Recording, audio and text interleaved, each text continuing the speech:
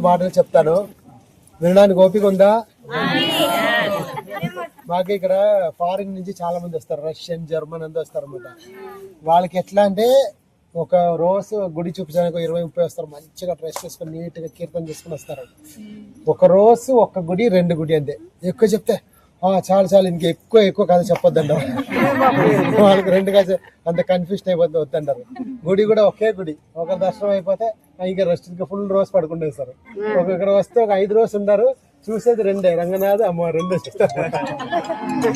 అదే దానికి ఆపోజిట్ గా మీరు ఒకే రోజు ఎన్ని గుడి చూడడానికి రెడీ ఉన్నారు, ఎన్ని కథలు చెప్పడానికి గురించి విని ఉన్నారు లేదా? చెప్తాను. రామాచార్య యొక్క చరిత్రము వింటేనే మనం అన్ని పాపాలు వెళ్ళిపోతాయట. ఆయన సాక్షాత్ ఆదిశేషుడి యొక్క అవతారం అనమాట రామానుజాచార్య. అంటే వైకుంఠంలో ఉంటారు వాళ్ళంతా కూడా. వాళ్ళకి ఇప్పుడు ఎట్లా అంటే వైకుంఠం నుండి వాళ్ళకి అన్ని సుఖంగా ఉంటాయి. ఆధ్యాత్మిక ప్రపంచంలో కష్టాలు అనేది లేదు దేవుడికి, అన్ని సుఖాలే. కానీ దేవుడికి ఒకటే ఒక బాధ ఏంటంటే మనం ఇక్కడ కష్టపడుతున్నాం కదా, అదొక బాధ ఉంటాయండి. మనం కూడా తిరిగి వైకుంఠంకి వచ్చేస్తే వీళ్ళు కూడా ఇబ్బంది లేకుండా సుఖంగా ఉండొచ్చు కదా, అట్లా ఒక బాధ. ఇప్పుడు ఎట్లా అంటే మీకు ఇంట్లో దీపావళి, దసరా కానీ వచ్చేస్తే 2 పిల్లలు ఉందనుకోండి, ఒక పిల్లవాడు హాస్టల్లో చదువుతున్నాడు, ఒక పిల్లవాడు ఇంట్లో ఉన్నారు. మీరు మంచి పూరన్ పోలి, కోవా పోలి అన్ని చేస్తా ఉన్నప్పుడు మీ ఒక్క పిల్లవాడు హాస్టల్లో ఉంటే మీ మైండ్ ఎక్కడ ఉంటుంది? హాస్టల్ ఆ పిల్లవాడికి ఏమైనా దొరికిందా, ఆయనకి ఏమైనా తిన్నాడా, అట్లా ఉంటాయి కదా. అలాగే దేవుడికి కూడా వైకుంఠంలో అన్ని ఆనందంగా ఉంది, ఫుల్ ఉంది, అన్ని సేవ చేసే లక్షలాది మంది ఉన్నారు.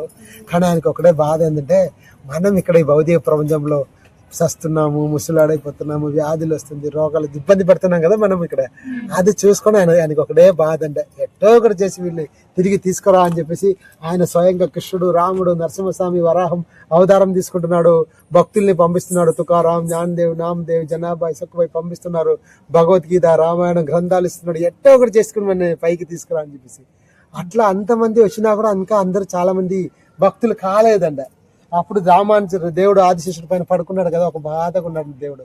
అప్పుడు ఆదిశేషుని అడిగినట్టు, ఏం స్వామి ఎందుకు బాధపడుతున్నావు అంటే, నేను ఎంతమంది ఏం చేసినా ఇంకా వీళ్ళు తిరిగి రావట్లేదే, అదే నాకు బాధగా ఉందన్నారంట. అయితే ఆదిశేషుడు వెనక నుంచి అన్నారంటే, నేను కూడా పోయి కొద్దిగా ట్రై చేస్తాను అని చెప్పేసి ఆదిశేషుడే స్వయంగా దిగేసి రామానుజ ఆచార్యులుగా ఇక్కడ భూమికి వస్తారంట. వచ్చేసి ఆయన కృప వలన ఈరోజు ఇన్ని గుడిలు, పెద్ద పెద్ద నిర్మాణాలు, పూజ విధి విధానాలు, ఈ భారతదేశం అంతా కూడా భక్తి ప్రచారము, ఇవన్నీ రామానుజాచార్య యొక్క కృప. మన్ని ఉద్ధరించడానికి, మన్ని చెడుగా లాగడానికి చాలా మంది ఉన్నారు. మన టీవీలు, మన మొబైల్, ఈ ఒక మొబైల్ చాలు మన పూర్తిగా నరకాలు ఉంచడానికి, అన్ని పాపాలు చేపించడానికి, అన్ని రకాల కలిపురుషుడు మనకి అన్ని రకాలు ఇచ్చిన్నారు వ్యవస్థలో. కానీ ఈ ఆచార్యులు, భక్తులు మన ఎట్టో కూడా వాటి చేతి నుంచి లాగి మనకు రూల్స్ చెప్తా ఉంటారు. మాంసం తినొద్దు, మద్యం తాగొద్దు, జీవితం చెయ్యొద్దు చెప్తా ఉంటారు కదా.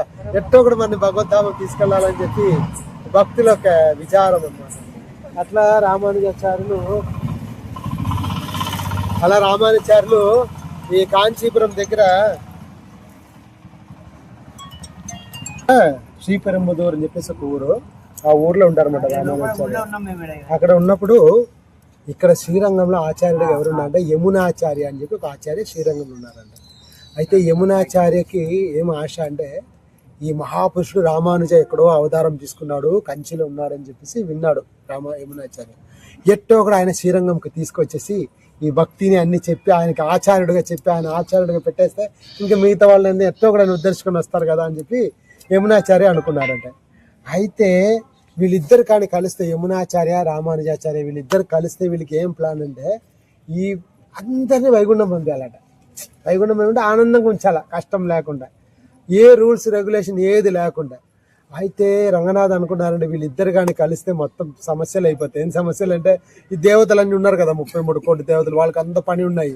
మనం చేసే ఒక్కొక్క పాపాలు రాసి పెట్టుకుంటారు, పుణ్యాలు రాసి పెట్టుకుంటారు, అన్ని రాసి మొత్తం రికార్డ్స్ జరుగుతున్నాయి. మనం 84 లక్షల ప్రాణి జన్మం తర్వాత మానవ జన్మం వస్తుంది. మానవ జన్మంలో కూడా హిందూగా పుట్టాలి కదా, భక్తి చేసుకోవాలంటే.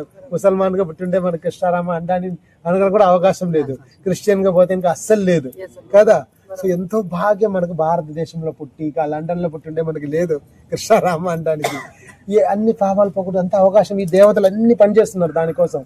అయితే వీళ్ళు యమునాచార్య, రామానుచార్య ఇద్దరు కలిస్తే ఏమైపోతాయి, ఈ దేవతలతో అన్ని పని డిస్మిస్ అయిపోతాయి, వాళ్ళ పనులన్నీ లేకుండా అందరికి ఇబ్బంది అయిపోతాయి అన్నమాట.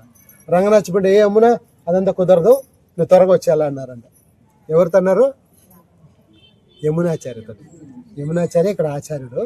అయితే యమునాచార్య అడిగిరంట, స్వామి నాకు ఒక 8 రోజులు సమయం ఇయ్యి, ఎందుకంటే ఇక్కడ నుంచి కాంచీపురం పోవడానికి 4 రోజులు కావాలా, మళ్ళీ రామాచార్యని పిలుచుకొని రావడానికి 4 రోజులు కావాలా.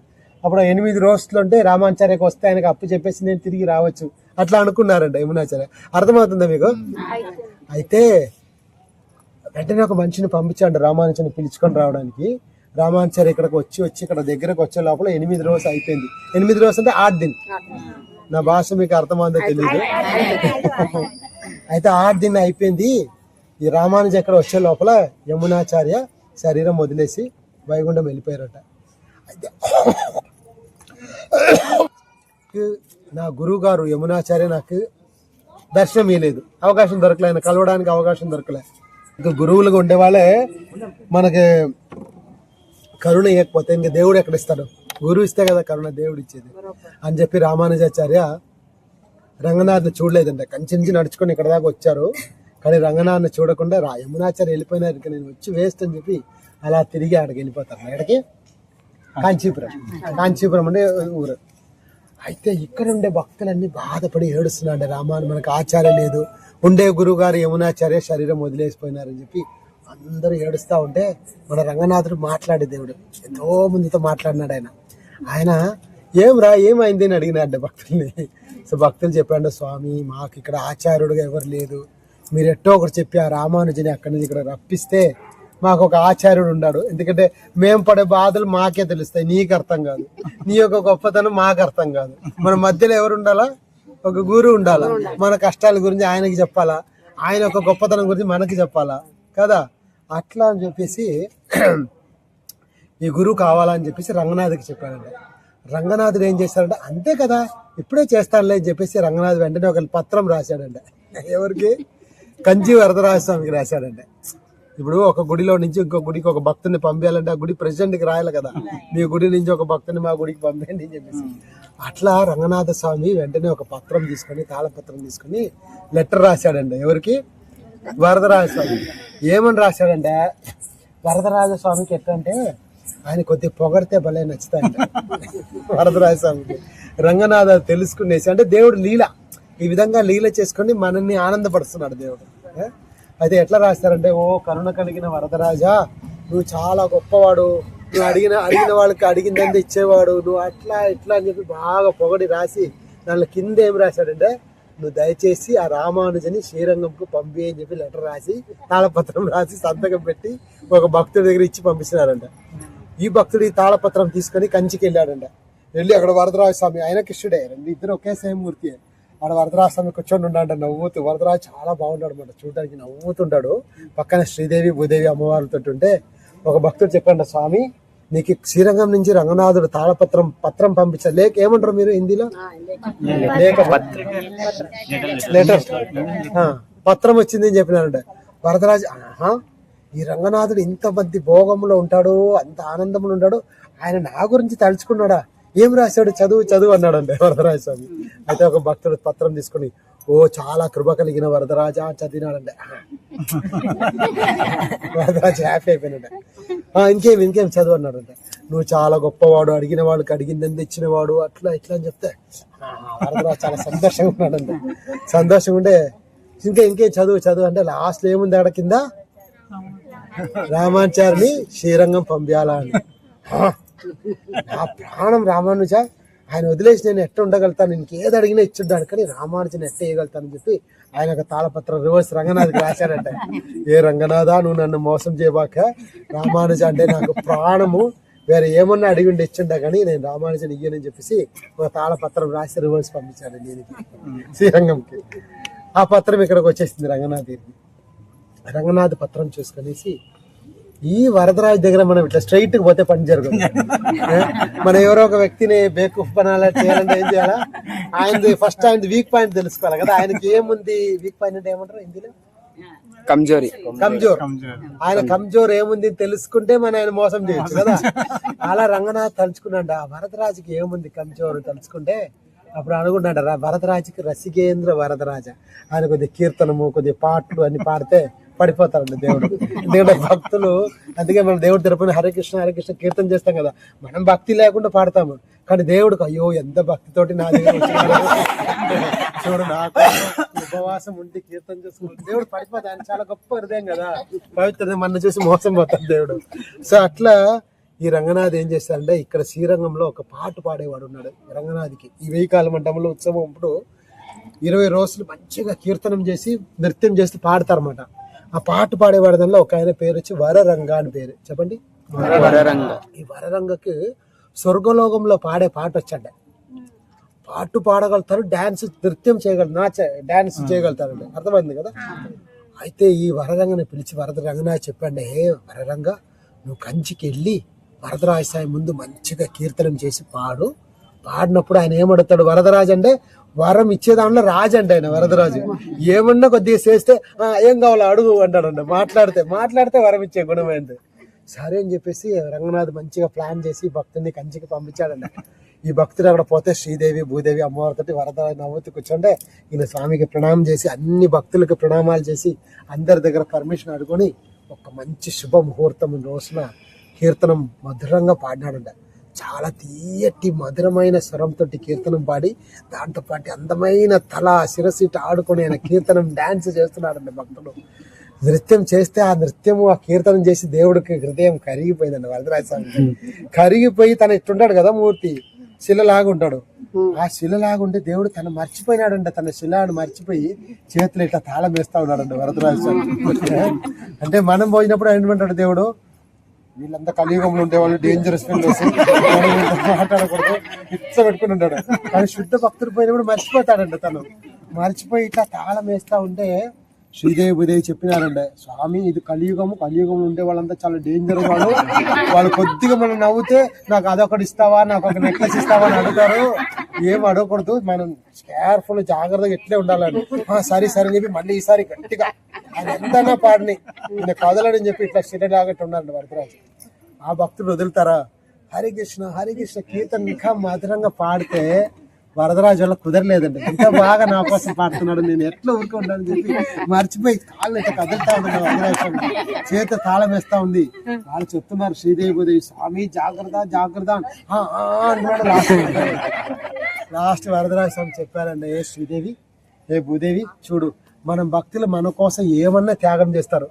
ఈ రోజు కాకపోతే రేపు గోలోకం కృష్ణలోకం పోతే అక్కడ ఏం చేస్తాము, రాసలీల, అక్కడ ఓన్లీ డాన్సే, నడిచేదంతా డాన్సే, మాట్లాడేదంతా పాట అండి కృష్ణుడు లోకంలో. అక్కడ మనం డాన్సే కదా చేసేది. కాబట్టి నేను ఇప్పుడే నా భక్తితోటి నృత్యం చేయబోతున్నాను, మీరిద్దరు రావాలంటే రండి, లేకుండా నేను పోతాను వరదరాజ స్వామి చెప్పారంట. చెప్పేదే కాకుండా వరదరాజ స్వామి అలా విగ్రహం నుంచి బయటకు వచ్చారంట. స్వామి ఎట్లా ఉన్నారంటే, ఆయన పకడం లాంటి ఎర్రటి పెదవులు, ఆ తామర లాంటి పొడుగు కళ్ళతోటి రింగ్ లాంటి జుట్టుతోటి బ్లూ కలర్ బాడీతోటి చిన్న నడువు, అలా నృత్యం చేస్తున్నాడు దేవుడు ఈ భక్తుడితో కలిసి. భక్తుడు దాన్ని తగ్గినట్టు దేవుడిని చూసినప్పుడు ఈయన ప్రేమ పొంగిపోయి కీర్తన చేస్తున్నాడు. భగవంతుడు దాన్ని తగ్గినట్టు నృత్యం చేస్తున్నాడు అండి. ఎట్టుంటుంది దేవుడు డాన్స్ చేస్తే, దేవుడిని మామూలు చూస్తేనే ఆనందం, ఆయన స్వయంగా వచ్చి నృత్యం చేస్తే ఎట్టుండే, అంత మధురమైన నృత్యం చేస్తూ ఉంటే ఈ భక్తుడు పాడుతూ ఉన్నాడు, ఈయన కీర్తన చేస్తూ ఉన్నాడు, డాన్స్ చేస్తూ ఉన్నాడు. ఆనందం, ఈ ఆధ్యాత్మిక పరమైన ఆనందం పెరుగుతూ ఉంటాయంట. భౌతికమైన ఆనందం ఏంటంటే కొద్దిగా అనుభవిస్తే తగ్గిపోతాయి. ఆధ్యాత్మిక పరమైన వచ్చిన ఆనందం పెరుగుతా పోతాయి. ఎక్కువ ఆనందం అయిపోయింది. శ్రీదేవి భూదేవి ఇద్దరు చూసి వాళ్ళు తట్టుకోలేకపోయినారండి. వాళ్ళు కూడా దిగి వచ్చినారు డాన్స్కి. శ్రీదేవి భూదేవి వరదరాజ స్వామి ఈ వరరంగ భక్తుడు డాన్స్ చేసి చాలా ఆనందం పోతా ఉండే, చాలా గంటలు కీర్తన పోతా ఉందండి. చాలాసేపు అయిన తర్వాత వరరంగ ఉన్నాడు కదా, అలసిపోయినాడండి. అలసిపోయేసి వరదరాజ స్వామికి ఆనందం తట్టుకోలేక పరిగెత్తుకొని పోయి వరరంగ గట్టిగా పట్టుకున్నాడండి. ఏ వరరంగ, నువ్వు నాకు ఎంత ఆనందం ఇచ్చావయ్యా, నీకు నేను ఏమి ఇచ్చి నేను రుణం తీర్చుకున్నాను, నీకు ఏం కావాలో కోరుకో చెప్పేసి ఆ వజ్రం డైమండ్ నెక్లెస్ ఉంది కదా, హీరా డైమండ్ ఏమంటారు, డైమండ్ నెక్లెస్ హారం తీసి ఇది తీసుకో, ఆయన ఆనందపడితే గిఫ్ట్ ఇవ్వాలి కదా, తీసుకుని ఇదిగో తీసుకో అన్నాడు డైమండ్ నెక్లెస్. ఆయన అన్న, స్వామి నేనేం చేస్తాను ఈ నెక్లెస్ తోటి, నేను నీ దాసుడు, నీకు సేవ చేసుకొని ఉండేదానికంటే తప్పక నాకు ఇంకేం వద్దన్నాడండి. లేదు, నేను నాకు ఎంత ఆనందం ఇచ్చినావు, నీకు ఈ 3 లోకాలంటే ఏం కావాలని అడుగు, దేవుడు కదా ఆయన అనుకుంటే ఏమన్నా ఇవ్వచ్చు కదా, 3 లోకాలు ఏం కావాలంటే అడుగన్నారంట. స్వామి నిజమేనా అన్నాడు. అయితే నేను 2 సార్లు చూసుకున్నాను. శ్రీదేవి భూదేవి భయపడిపోయినాడు. స్వామి మమ్మల్ని ఇవ్వకండి స్వామి, వాళ్ళు భయపడినారు. స్వామి ఉత్సాహం వస్తే ఏమన్నా చేస్తారు కదా, మమ్మల్ని ఇవ్వకండి అన్నారండి. అయితే చెప్పినాడు, సరే నా శ్రీదేవి భూదేవి ఈ 2 అమ్మవాళ్ళు తప్పక ఇంక ఏం కావాలని అడుగు, 3 లోకాలు నేను ఇచ్చేస్తానన్నారండి. అలా అన్నప్పుడు స్వామి నిజమేనా అని అడిగినాడు. సత్యం కదా స్వామి అన్నాడు. సత్యం సత్యం పునఃసత్యం, మళ్ళీ నేను మాట ఇస్తున్నాను, నీకు ఏం కావాలని అడిగిస్తానన్నాడు. స్వామి నిజం కదా, మీరు మాట మార్చారు కదా. నేను మాట మార్చను, ఏ మాట్లాడితే అంతేనండి. అయితే స్వామి మాకేం లేదు, మాకు మా శ్రీరంగంలో మాకు ఆచార్యుడిగా ఎవరు లేదు, ఈ రామానుజ అక్కడ రామానుజ నిలబడి ఉన్నాడు, కరుణ చేసి ఆయన కొద్దిగా శ్రీరంగంకు మీరు పంపించాలన్నారు. వరదరాజు అప్పుడు దాకా చాలా పౌర్ణమి చంద్రులాగా మెరుస్తా ఉన్నాడు. ఎప్పుడైతే రామానుజ కావాలన్నాడో ఫేస్ అమావాస్య చంద్రులాగా. అయితే అన్నారంటే ఈ శ్రీదేవి భూదేవి రామానుజ ఈ 3 తప్పక ఇంకేం కావాలని అడిగిస్తాను. అయితే అన్నారండి వరదరాజు, ఈయన అన్నాడంటే స్వామి ఏంటిది ఇప్పుడే మీరు మాట మార్చేస్తున్నారు, మీరు ఇప్పుడే చెప్పారు కదా నాకు 3 లోకాలు ఏం కావాలంటే ఇస్తామన్నారు కదా, ఇప్పుడు మీరు మాట మార్చొచ్చా అని. సారీ నన్ను క్షమించు, నేను మర్చిపోయినా, నీ రామానుజన గుర్తు రాలేదు, నాకు ఇంకేం కావాలంటే అడుగన్నారు. అలా కుదరదు స్వామి, నాకు రామానుజనే కావాలా, మాకు శ్రీరంగం, నేను దానికోసం వచ్చినాను. వరదరాజు అలా తల కిందకి దించినారంట. ఏం చేయాలి, రామానుజుడు ఒక ముఖం చూస్తే చాలా అందమైన, చాలా చిన్న పిల్లలు ఎట్లా ఒక అమ్మాయి తన తల్లి ఇంట్లో చాలా వినయంగా ఉంటాయి కదా, అట్లా ఉన్నాడండి అమాయకుడు. ఆయనకి ఈయన వదిలేసి పోవాలని మనసు లేదండి, ఈయనకి ఆయన వదిలాలని మనసు లేదండి. అంత ఇద్దరు అయ్యో రామానుజ చాలా ఆయన ఎట్ట నేను అది వదిలేసి ఉంటానయ్యా, వదిలేను, ఇంకెవరేం కావాలంటే అడుగు నిలుస్తాను, రామానుజుడు అడుగుదండి. అంతే ఈయన చెప్తారంటే స్వామి మీరు ఎప్పుడైతే రాముడు వచ్చినప్పుడు చెప్పినాడు రామో ద్వినాభాషిదే, రాముడికి 2వ మాట లేదని మీరు చెప్పినారు. మీరు కృష్ణుడికి వచ్చినప్పుడు ద్రౌపదికి చెప్పినాడు, ద్రౌపది ఈ ఆకాశం కావాలంటే కింద పడతాయి, ఈ హిమాలయ పర్వతంగా అంటే కరిగిపోతాయి, నా మాటలు ఎప్పుడు అబద్ధం కాదని మీరు మాట ఇచ్చినారు కదా, మీరు మాట మార్చొచ్చా, మీరు వేదాల్లో మీకు పేరుంది సత్య సంకల్ప సత్య పరాజిత, అట్లా సత్యంని ఎప్పుడు కాపాడేవాడు మీరు మాటలు మార్చొచ్చా అని అడిగినారు. వరదరాజ స్వామికి ఏ మాట లేకుండా అలా తల కిందకి దించారంట. లాస్ట్కి రామానుజాన్ని చేసుకుని, రామానుజా నేను మాట ఇచ్చేసాను, నువ్వు ఆయనతో పాటు వెళ్ళిపో అని చెప్పినాడంట. రామానుజకి అట్లా షాక్ అయిపోయింది, ఎట్లా నేను వరదరాజుని వదిలేసిపోతా అని చెప్పేసి కళ్ళు నీళ్ళు కారుతా ఉంది. వరదరాజు కళ్ళు నీళ్ళు అలా కిందకి పడతా ఉందండి, పాదాలకు పడతా ఉందండి, కిందకి పడతా ఉంది. వరదరాజు చెప్పిన తక్షణమే భక్తుడు వచ్చేసి వరరంగ వచ్చి తన చేతి పట్టుకున్నాడు. రామానుజాచార్య చేయి పట్టుకుని రా స్వామి చెప్పారు కదా పోతాం లాగుతా ఉండే రామానుజాచార్య వరదరాజుని చూసుకొని అలా వెనక నడుస్తారండి. కొద్ది నడిస్తే ఇంకా స్వామి ఏమన్నా చెప్తారా, మళ్ళీ ఏదైనా మాట చెప్పి నన్ను ఇక్కడ ఉంచుతారా అని చెప్పి రామానుజాచార్య. వరదరాజు ఇంకా అయ్యో మాట ఇచ్చి మోసపోయిన అని చెప్పి వరదరాజు ఎట్లా ఒక తండ్రి తన కూతుర్ని పెళ్లి చేసిస్తారు కదా, అప్పుడు తండ్రికి చాలా బాధ ఉంటాయి, పిల్లలకు చాలా బాధ ఉంటాయి కదా, అలా బాధతోటి రామానుజాచార్య గుడి వదిలేసి వస్తున్నారట. కొద్ది దూరం నడుస్తాడు, వెనక తిరిగి చూస్తాడు వరదరాజుని, మళ్ళీ కొద్దిగా నడుస్తాడు, మెట్లు దిగి ఆ గుడిది గోపురం కనిపిస్తాయి కదా, గోపురం ఎలా చూసుకొని ఇలా నడుస్తా ఉండండి, కళ్ళలో నీళ్లు కారుతా ఉంది. తిరుపతిలో అలాగే దర్శనం చేస్తారు, అంటే కొద్దిసేపే కదా భక్తులు అలాగే దర్శనం చేస్తారు. అలా బాధతోటి వస్తా ఉంటే ఈయన అన్నాడంట, వరరంగ అన్నాడంట, హే రామానుజాన్ని ఎందుకు ఏడుస్తున్నావు, నేను నిన్నేమి నరకలోగాన్ని తీసుకుపోవట్లే, మన శ్రీరంగం భూలోకం వైకుంఠం తీసుకెళ్తున్నా, అక్కడ ఎట్టుండో తెలుసా మొత్తం వజ్రపు స్తంభాలు అంటే అన్ని ఇక్కడ ఉందండి, మన కళ్ళు కనపడట్లేదు. కావేరి సాక్షాత్ వైకుంఠంలో ఉండే విరజానేది కావేరి, మన కస్తూరి రంగనాథుడు మాట్లాడే దేవుడు, దేవమైన దేవుడు, ఆయన దగ్గరికి తీసుకెళ్తాను, ఏం బాధపడదు రా అని చెప్పి చేయి పట్టుకొని లాక్కొని వస్తున్నాడు అంటే వరరంగ. అలా ఆయన వచ్చి కావేరి దగ్గరికి వచ్చేసినాడు. కావేరిలో కనిపిస్తే కావేరిలో స్నానం చేస్తాడు రామానుజాచార్య. కావేరిలో స్నానం చేస్తా ఉంటే ఇక్కడ మన రంగనాథుడు ఇక్కడ సాయనంలో ఉన్నాడు కదా, ఆయన ఎదురు చూస్తున్నాడు, రామానుజ ఎప్పుడు వస్తాడా అని చెప్పి. మీకు చాలా అనిపిస్తుందా ఇంకోటి చెప్పేదా, నాకు తెలియదు, మీరు టయర్డ్గా ఉన్నారు, ఇంకొక 5 minutes చెప్పేసి ఆపేస్తాను మళ్ళీ. అయితే రంగనాథ్ చెప్పినాడు తన పూజారులకి, హే రామానుజ తన పూజారులకి చెప్పాడు అర్చకులకి, నా రామానుజ సరే వచ్చినాడు కాంచీపురం నుంచి, అందరూ నాకు అర్చకులు, ఏనుగు, గుర్రము అన్ని తీసుకొని వెళ్ళి రామానుజుని గంభీరంగా స్వాగతం పలికి తీసుకురండి అని చెప్తానంట. అన్ని ఏనుగులు, గుర్రములు, పల్లకిలు, వాద్యాలు, చామరాలు అన్ని తీసుకొని పరిగెడుతున్నారంట రామానుజుని స్వాగతం చెప్పడానికి అన్ని అర్చకులు. రంగనాథ్ ఇలా పడుకొని ఉన్నాడు ఆనందంతో. లేచి చూశాడు, రామానుజు వచ్చినారా? లేదు. మళ్ళీ పడుకునేస్తాడు. మళ్ళీ లేచి చూశాడు, రామానుజు వచ్చారా? రాలేదు. మళ్ళీ పడుకునేస్తాడు. ఇలా జరుగుతుండగా లాస్ట్కి రంగనాథ్కి ఓపిక నశించిపోయిందంట. ఇంకా సహనం లేదంట. రంగనాథ్ స్వయంగా ఆదిశేషం నుంచి పైకి లేచి రామానుచారికి గీయడానికి ఒక మాల, హారం ఉంది కదా, హారం తీసుకుని ఇలా పెట్టుకున్నారు. ఇక్కడ ఈ చేతిలో చరణామృతము, ఈ చేతిలో షటారి, ఈ కిరీటం లాగా పెడతారు కదా, అది పెట్టుకుని రంగనాథుడు బయలుదేరినంట రామానుజుని స్వాగతం చెప్పడానికి. ఆయన చూస్తే చిన్న మూర్తి ఉన్నారు కదా, నంపెరుమాళ్, ఆయన అన్నాడంటే, అయ్యో నేను కూడా రామానుజుని వెల్కమ్ చేయాలని, నన్ను కూడా తీసుకుపోండి అన్నారంట. అర్చకులు అన్నారంట, స్వామి మీరు బయలుదేరాలన్నా, ఏనుగు కావాలా, గుర్రం కావాలన్నా, పల్లె కావాలి, ఇదంతా ఏమి లేదు, మీ ముగ్గురు ఉన్నారు కదా, ఈ ఒక్కరోజు మీరు ముగ్గురు నన్ను మోసుకొని పోండి, నేను అడ్జస్ట్ చేస్తానన్నారంట రంగనాథుడు. సరే అని చెప్పి నంపెరుమాళ్ళని చేతిలో మోసుకొని అందరూ రామానుజుని వెల్కమ్ చేయడానికి కావేరికి వెళ్ళారట. వెళ్తే రామానుచారి అప్పుడే కావేరిలో స్నానం చేసుకొని తిలకం పెట్టుకొని శ్రీరంగం అంతమైన పచ్చిపచ్చని గ్రీన్గా ఉందంట అడవి, ఫారెస్ట్. దాని లోపల అట్లా మెరుస్తా ఉంటే రంగనాథ్ నడుచుకుని వస్తున్నాడంట. ఆయన పట్టు పీతాంబరంతో ఆయన శరీరం అలా మెరుస్తా ఉందంట. రంగనాథ్ అలా నడిచి వస్తా ఉండే, ఆయన హెయిర్ గాలికి ఇట్లా కదులుతా ఉందంట. గుంగురాలు వాళ్ళ హెయిర్, ఆ ఎర్రటి పెదవులతోటి తిలకం పెట్టుకొని తామర ముఖంతో నవ్వుతూ ఇలా వస్తా ఉండే. ఆ నడిచే స్టైల్ ఉంది కదా రంగనాథ్ స్టైల్ నడిచే చాలా ఫేమస్. చెప్పినారా ప్రభు? 18 రకాల స్టైల్లో నడుస్తాడు. ఆ నడిచే స్టైల్ చూసి రామానుజ తన దుఃఖాలన్నీ మర్చిపోయినాడంట.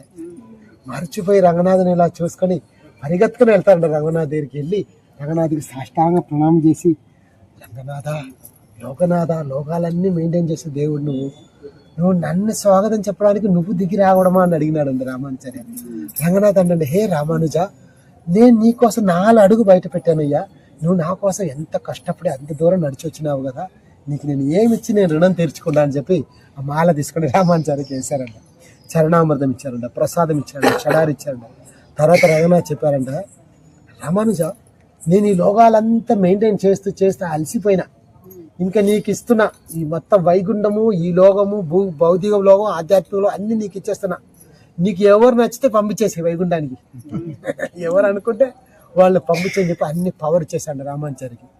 పవర్ ఇచ్చిన తర్వాత రామానుచారికి ఉండడానికి ఒక ఇల్లు ఇచ్చినారు. ఆ ఇల్లు ఇక్కడ ఉంది. మీరు నార్త్ గేట్లు ఇప్పుడు ఎంటర్ అయినారు కదా, ప్రవేశించినారు కదా, మీరు చెప్పలు వదిలేరు కదా ఒక చోట, గుర్తుందా? జస్ట్ దానికి ఎదురుగా ఉండేది రామానుచారికి రంగనాథ్ ఇచ్చిన ఇల్లు. 1000 సంవత్సరం క్రితం ఉండే ఇల్లు, మొత్తం రాయితోటి ఉండే ఇల్లు. ఇప్పుడు అలాగే ఉంది, రాయి ఇల్లు. లోపల రామాచార్య కూర్చునే ఆసనం అంతా ఇంకా ఉందన్నమాట. అట్లా ఇచ్చిన తర్వాత ఆపేస్తాను, చాలా పెద్ద స్టోరీ, ఇంకా పోతాను. అదే రామానుచార్యకి అట్లా మొత్తం ఇచ్చిన తర్వాత రంగనాథ్ చెప్పారంట, రామానుజ, నువ్వు నన్ను వదిలేసి పోకూడదు, నేను ఇక్కడే ఉండాలని చెప్పినారంట. అయితే రామానుచార్య మొత్తం 120 సంవత్సరం భూమిలో ఉన్నారు. దానిలో 80 సంవత్సరం శ్రీరంగంలో గడిపినారు రంగనాథ్ సేవ చేస్తూ. లాస్ట్కి రామానుచార్య చాలా మంచి అద్భుతమైన లీల జరిగింది, చాలా ఉన్నాయి. రంగనాథ్కి రామానుచార్య మధ్యలో జరిగిన లీలలు చాలా ఉన్నాయి.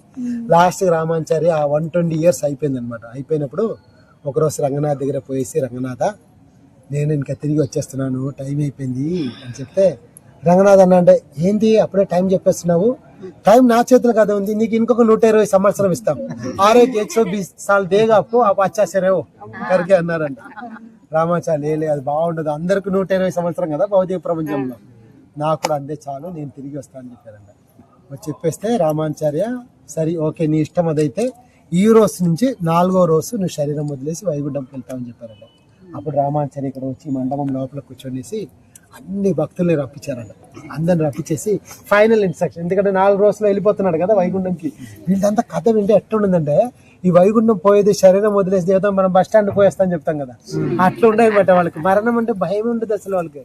ఏదో వైకుంఠం పోయి వచ్చేదంటే ఏదో ఇంటికి పోయేస్తా అని చెప్తారు. అట్లా ఉండే కథలు, ఎన్ని కథలు, ఒక్కొక్క ఈ ఆచార్యది ఆ ఆచార్యది, ప్రతి ఒక్క స్టోరీస్ అట్లా ఉండేవి వాళ్ళు, వైకుంఠం పోయేది వచ్చేదంటే. అయితే రామాచార్య చెప్తారు, మీకు అందరికీ నేను ఒక ఫైనల్ ఇన్స్ట్రక్షన్ ఇస్తున్నాను, ఎప్పుడు కూడా ఒక భక్తుణ్ణి తిట్టకూడదు, ఒక భక్తుణ్ణి దూషించకూడదు అంటారు రామాచార్య. భక్తుని దూషిస్తే, ఎందుకంటే అప్పుడు చెప్పాం కదా, ఒక భక్తుని ఒక్కసారి పూజ చేస్తే 60,000 సార్లు విష్ణుకి పూజ చేసిన ఫలం. అప్పుడు వైష్ణుడు ఒక భక్తుని ఒకసారి తిడితే ఏమవుతాయి? అన్ని పోతాయి. మనం చేసిన భక్తి మొత్తం పోతాయి. అందుకని భక్తుడి దగ్గర తప్పులు కనిపించినా కూడా మనం ఏం చేయాలా, కళ్ళు మూసుకోవాలా. మనం దాని గురించి వేరే ఎవరికి చెప్పకూడదు, మన లోపల ఉంది. ఎందుకంటే ఊరికి తిట్టుకొని మనం ఎందుకు ఆ పాపం తీసుకోవడం కదా, మనకొద్దు. మనం దాని గురించి చెప్పదు. భక్తుడి దగ్గర మంచిది కనిపిస్తే ఏదో ఒక మంచిది చూసి మనం పొగడాలన్నమాట. ప్రభుజీ మీరు బాగా వంట చేశారు, ప్రభుజీ మీరు చాలా బాగా కీర్తన చేశారు, ప్రభుజీ మీరు బాగా మృతం కొడతారు, మీకు ఎంత, అట్లా మనం భక్తుల్ని పొగడుతూ ఉండాలన్నమాట. భక్తుల్ని అది చాలా మంచిది. ఎందుకంటే భక్తుల్ని ఒకసారి పొగిడితే భగవంతుడు 100 సార్లు నవ్వుతారంట. భగవంతుడు ఒక్కసారి నవ్వుతే మనకి ఇంకేం కావాలా. అందుకని భక్తుల్ని ఎప్పుడు పొగడాలా, భక్తుల్ని తిట్టకూడదు అనమాట. ఆ మాట రామాచార్య చెప్తారు అన్నమాట. అలా చెప్తా ఉంటే ఈ భక్తులంతా అడిగినారు, స్వామి ఏమైంది ఇదంతా మీరు ఎందుకు మాకు ఇప్పుడు చెప్తున్నారంటే, రామాచార్య అంటే ఈ రోజు నుంచి 4వ రోజు నేను శరీరం వదిలేసి వెళ్ళిపోతున్నా అంటారంట. ఆ మాట వినంగానే అన్ని భక్తులు అలా కింద పడిపోయినారంట. ప్రాణమైన గురువు వెళ్ళిపోతున్నారు కదా అని చెప్పి అందరు కింద పడిపోతే అప్పుడు రామాచార్య అంటారంట, అందరూ మాట అయ్యండి, నేను కానీ శరీరం వదిలేస్తే మీరు ఎవరు కూడా ఆత్మహత్య చేయకూడదు. ఎందుకంటే వైష్ణవ రామాచార్య పోతే ఇంకా అందరూ శరీరం వదిలేసి చనిపోవడానికి రెడీగా ఉన్నారని చెప్పి రామాచార్య ప్రతి ఒక్కరిని పిలిపించి నాకు మాట ఈ మాట అని చెప్పి ఒక్కొక్కరి దగ్గర సత్యం తీసుకున్నారు. ఎవరు కూడా సూసైడ్ చేసుకోవాలని మాట ఇచ్చిన తర్వాత ఒకరోజు రామాచార్య ఈ మంటపంలోనే శరీరం వదిలేశారు. వదిలేస్తే ఇక్కడ ఉండే వాళ్ళందరూ ఏడుస్తున్నారండి. ఏడుస్తూ ఉంటే రంగనాథ్ 3 రోజులు అన్నం తినలేదండి.